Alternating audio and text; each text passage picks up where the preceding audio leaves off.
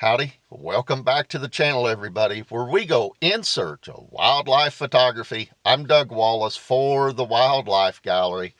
Well, you know, the channel's in search of, but I really didn't find a whole lot this morning. I just went for a quick drive here.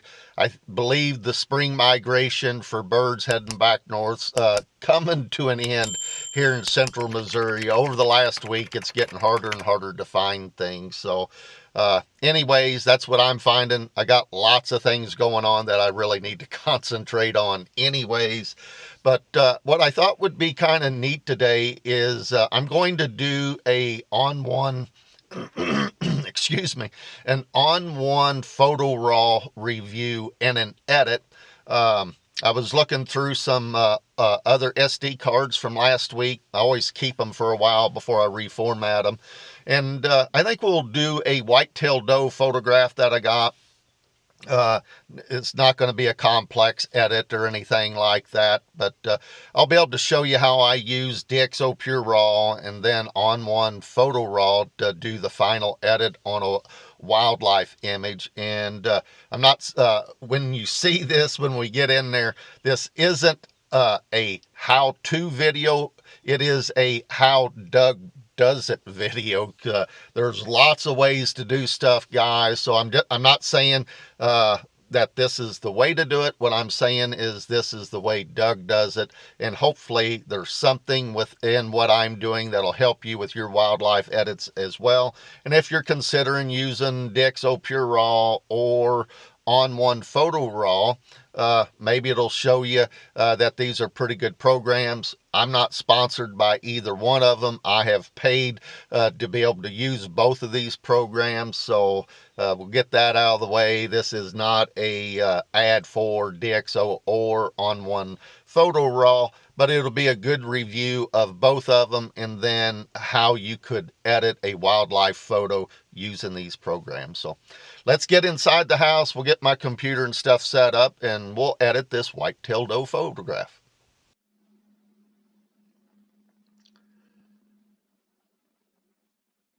All right, everybody, welcome back. Let's edit this white-tailed deer photo after we've gotten it back from DXO PureRaw. The first thing I do is create a duplicate layer. So let's do that here. We start right here, hit duplicate layer, add layer. Now that we have that, next thing I want to do, by looking at the histogram here, you can see this photo's a little underexposed. So let's just increase the exposure globally here till it gets to where we like it. About right there, showing a plus 1.1 on the exposure. So then come back up here, duplicate that layer. I always do this that way. If I hit a snag somewhere and I don't like what I'm doing, I can delete a layer by just coming here, but then I don't lose what I've done up to that point. So now let's go to our crop tool. Up here in the upper left hand side, you can see it's set for rules of thirds and 16:9 ratio.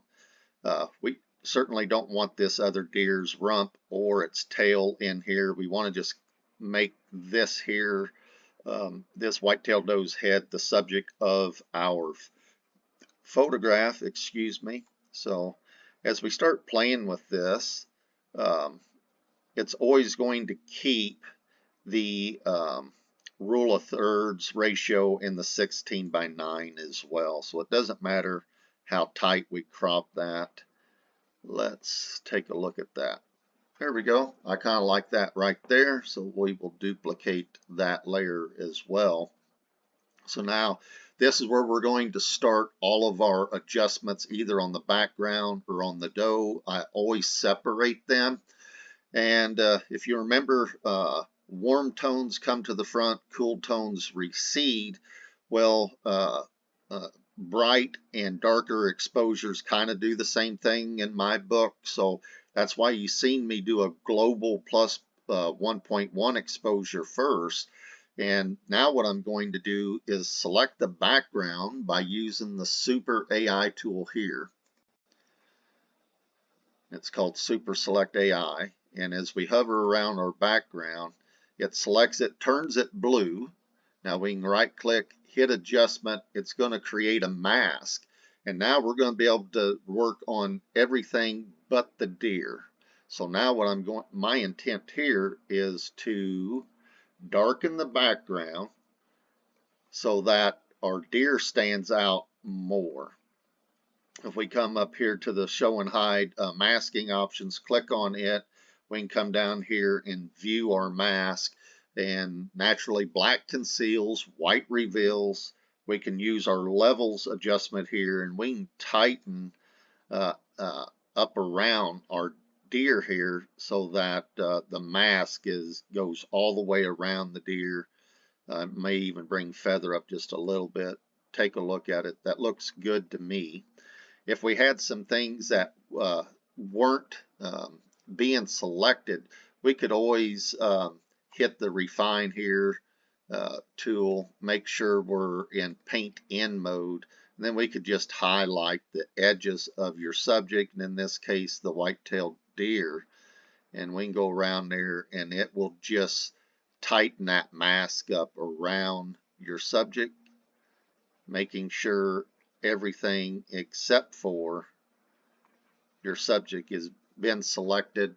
You got no bare spots or anything like that. You go back to your mask. You can see that's a little crunchy. Put a little bigger here. Undo that some. I like that a little better. So you always, by clicking this little bell up here, this little blue dot, you can always check your before and after. So now come down here to exposure, double click that, it goes away, and now we can just highlight that, and by using the up and down arrows on your keyboard, you can start changing the exposure. And right there's minus 5.7. That looks good to me. May go back up to 5.5. Go to contrast, drag that slider to where you may want it. About right there. Bring my highlights up some. I'm going to take midtones down, darken them greens up. I won't do anything with the white or black slider here. I will bring the structure up just a little bit, +5. And then on the color, or how bright it is in the back, I'll go +1. Take a look at it. There's neutral. There's a -1. To me, that's too blue, so I'll go back to +1, put a little more pop in the background there, and then I'll even bring the vibrance up some, and about right there, +4. So now, if we click on that, you can see the changes you've made pretty quickly. So I think that looks good. I'll name that BG or BKGRN for background. Now I'll hide that. I'll go back to my Super Select AI tool and select just the white-tailed deer. She'll turn blue. I'll right click, come up to adjustment, click it, and now it's going to create a mask around the whitetail. And so now everything we're going to do will just be affecting our deer. So if we go to view mode again, you're going to see white reveals, black conceals. We'll come down to the level slider. We're just going to make sure we're tight around the doe here. I think ON1 has really done a fantastic job there. I don't think we need to use the refine brush, but if there was some areas tied around an ear or something like that, that's when you would use your refine brush. In this instance, you'd hit paint out and go back around that. It would fix those areas for you. So now we'll come down here to exposure. We're going to get rid of that. We don't want to darken her up. And I always go to midtones first. Probably not the correct spot, but I just, as you bring your midtones up, it's going to brighten your subject some. So a +5 there to me is fine. I'm going to bring my highlights up about the same. I go to contrast, start bringing that slider up, and now you can see the colors really starting to richen and get deeper. About right there, a plus 27 is fine. On white slider, I'm just going to go +1. I just want a little more white in my whites. And then the black, I'll take them down some. And then you can always hit the J key. And if you've blown your whites or your blacks, if you've went too far, it'll show red or black. So I'll just show you here on the white. If we were to see all that red popping up, we went to 100%. That's just too much. So anyways, right there is fine. I'll put a little structure in there. About an 8 is fine. Temperature, I'm going to warm her up some, a +1. Add some vibrance here. 4 will be fine. So that was before we done any adjustments on the dough, and this is afterwards. Pretty good difference. Name that adjustment deer. So then the next thing I do is I'll do the eyes. So I'll hit 50%, bring her up here where I can really just work on the head here and make sure I'm not running my colors and stuff other places. Go back to local, hit add adjustment. You can go to more and come down to magic eye fixer. Make sure you're set to paint in up here. You can use the bracket keys on your keyboard. Bring your brush down, and we're just gonna brighten this eye up, make it stand out. I typically do the eyes separately. That's probably a little much.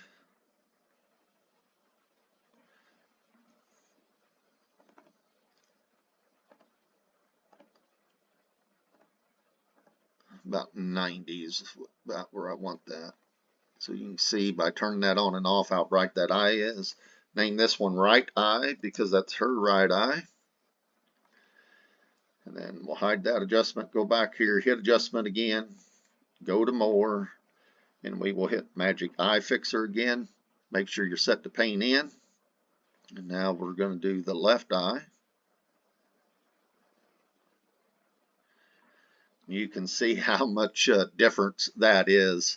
This is why I do them separately. So I'll go down here to exposure and just bring that down to about 0.44 is fine.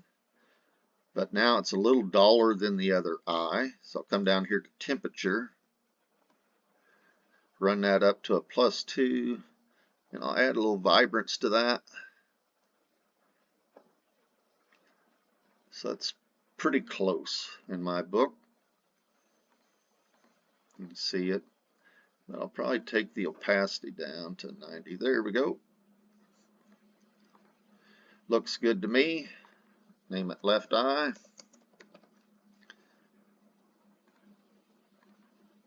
Hide that. And now we'll just start some other local adjustments. I want this deer's head to look like she's in her summer coat. I'm going to select Vibrance here. Make sure I'm set to paint in. And I'm just going to give her the flesh, you know, the tones in her ears, that little fleshy tone.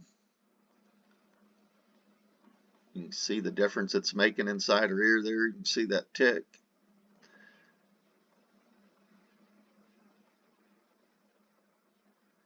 Again, I want her to really look like she's in her summer coat because essentially she is. Moisten her nose up here. You ever watch a deer, they're always licking their noses.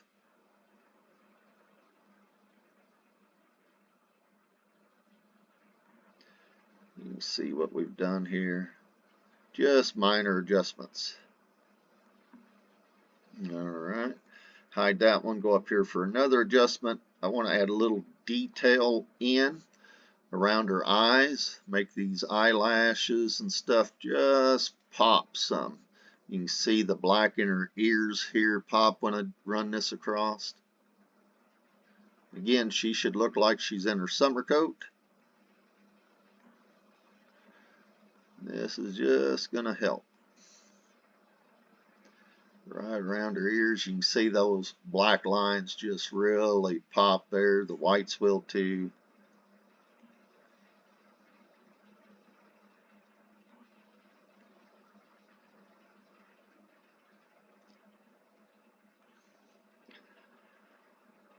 Before, after.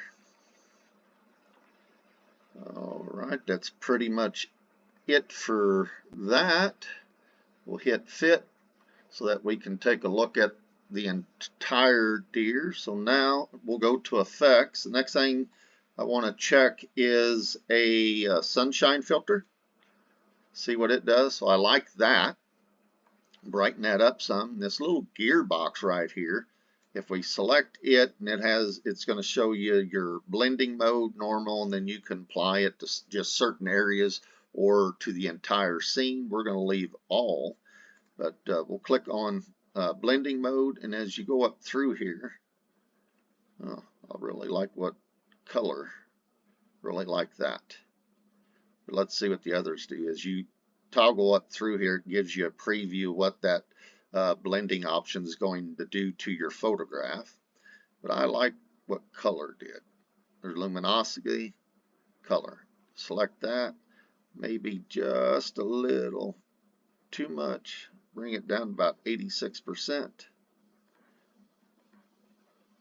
Alright, then the last thing I always check is a glow filter. See what it'll do. I typically just use rich or radiance. Radiance is a little darker. I like rich. And then I'm going to click on the camera icon here, and I'm going to invert that. So now I'll go to my brush where it says paint out. I'll make sure I'm paint in, and I just want to put this in certain spots. You can see where I went over right there. If you go to paint out, I can get rid of what my mistake right there. Come back up here, hit paint in, and just going to again accentuate that she's in her summer coat. You can see the transformation here on her. It doesn't take much. I'm going to put a little here, the darker colors in her coat here.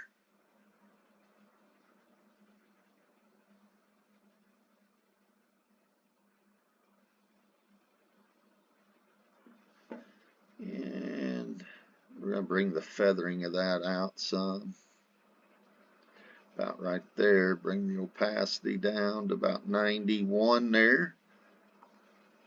That's before, that's after. Just subtle change, ain't it? But a good change. There we go. Hit hide. Hit Q. We'll say we're done masking.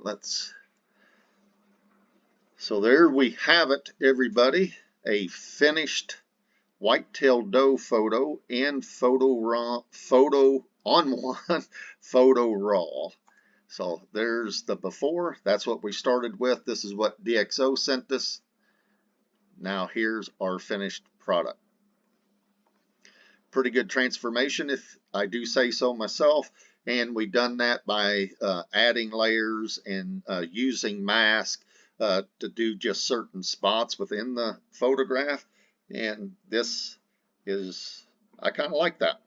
So anyways, that is how I use ON1 Photoraw to edit a wildlife photo. Again, I'm not saying this is the way that you're supposed to do a wildlife photo or anything like that. I'm just showing you how I do it with using DXO and ON1 Photoraw. Neither one of them sponsor me or pay me to use their products or anything. I use my own money to purchase them, but I like both those programs, and that's what I use every day when I'm editing a photo. So thanks guys for watching this review of ON1 Photoraw and DXO. And as I always say, make sure you're safe out there while you're getting your wildlife photos or whatever other type of photography you do. It doesn't really matter. Make sure you have fun, be safe. I'm positive somebody at home would like to see you again. Thanks for watching again. Like, share, subscribe. I'll catch you on the next one.